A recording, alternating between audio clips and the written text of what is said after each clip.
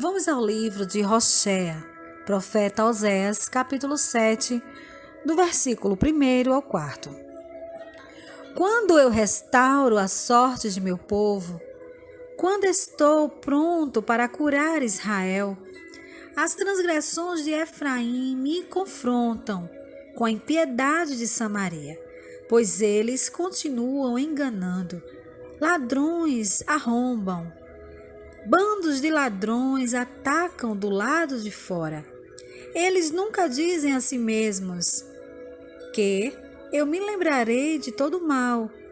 Agora os seus atos os cercam. Estão bem diante de mim.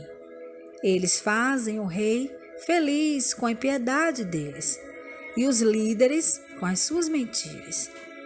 Todos eles são adúlteros, como um forno aceso pelo padeiro, que não atiça o fogo em momento nenhum, desde quando começa a preparar a massa até que ela fique pronta.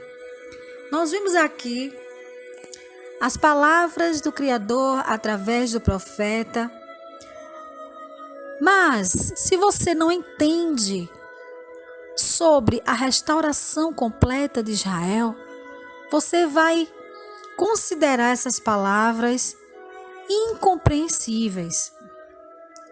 Como nós já falamos bastante, o Criador, ele renova as promessas de Israel, dizendo que irá restaurá-la. Diferente do que é pregado na teologia da substituição, quando diz que a igreja cristã é o Israel de Deus. Israel continua na sua posição de povo do Criador. E aqui o Pai, ele já dizia que quando ele está pronto para curar Israel, curar de quê? Curar da sua idolatria, da sua prostituição, da sua prevaricação, de todos os seus pecados. Quando ele resolve restaurar a sorte do povo dele, porque o povo dele é Israel, o que é que acontece? Efraim, com suas transgressões, começam a atacar do lado de fora. E quem é Efraim, que está neste momento atacando as verdades do Pai, impedindo que o Criador restaure o seu povo? Efraim é todo aquele que prega contra a lei do Criador, que prega contra a Torá. É por isso que no versículo 8, o nosso Pai diz assim: Efraim mistura-se com os povos. Efraim tornou-se um bolo assado parcialmente. Em algumas traduções diz um bolo que não foi virado. E o que é que acontece, amados, no nosso meio? Pessoas creem no Messias, mas não creem na Torá, nos mandamentos, nos preceitos, nas instruções.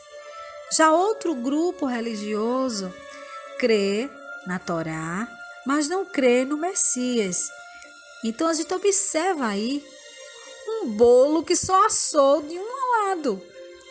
É um bolo que está assado superficialmente. E o Pai, ele chama a essas pessoas de adúlteras, de mentirosas, pessoas que fazem de tudo para agradar os seus líderes religiosos, mas não fazem questão alguma de agradar ao Criador, que vem com a sua lei, com a sua Torá, pedindo para que todos preguem e cumpram, pois o Messias veio para cumprir, mas ele não nos liberou, ele nos ensinou para que nós possamos ser imitadores dele. Então, quando o Pai ele fala sobre isso, sobre os adúlteros, ele está falando justamente àqueles que não têm a sua Torá, em seu coração. E compara Efraim a um bolo que não foi virado. É importante que nós, queridos irmãos, entendamos as Escrituras como um todo. E não apenas uma parte. Porque se nós entendemos que o Messias é para ser seguido, mas os seus mandamentos não, nós não estamos coerentes com as Escrituras. Se nós entendemos dessa forma, nós estamos na parte superficial das Escrituras. Que o nosso Pai possa colocar dentro de nós a certeza dessa restauração. Para que nós sejamos restaurados como povo do Criador, precisamos voltar para Israel. Precisamos entender que a nossa cura, neste caso, é uma cura espiritual. E nós precisamos estar urgentemente inseridos nesse contexto. Porque se nós não entendermos que a Israel do Criador é todo aquele que o obedece e que cumpre os seus mandamentos de forma prazerosa e não por imposição, nós vamos entender o caminho certo das Escrituras. Porque tudo na Bíblia leva a este ponto.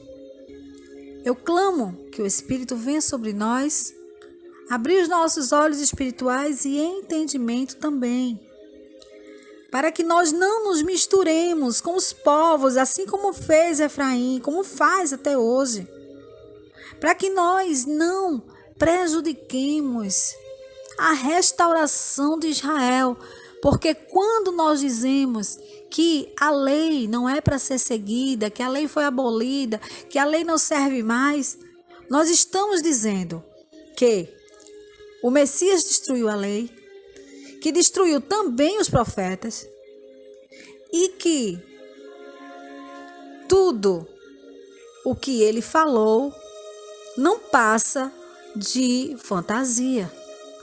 Porque o nosso Messias, ele diz assim para nós: aquele que me ama, cumpre, obedece os meus mandamentos. Em outro momento, se quiser entrar na vida eterna, guarde os meus mandamentos. E as pessoas insistem em seguir líderes religiosos, príncipes dessa terra, que zombam, aniquilam e retiram todos os mandamentos do nosso convívio, pois a gente passa a não conviver com essa realidade espiritual de que nós precisamos estar encaixados na lei do Criador. Então, que o nosso Pai derrame sobre nós o entendimento espiritual, porque aqui é puro mistério nessas palavras. Se você não entende a restauração de Israel, você vai ficar, não vai se situar no que está escrito aqui.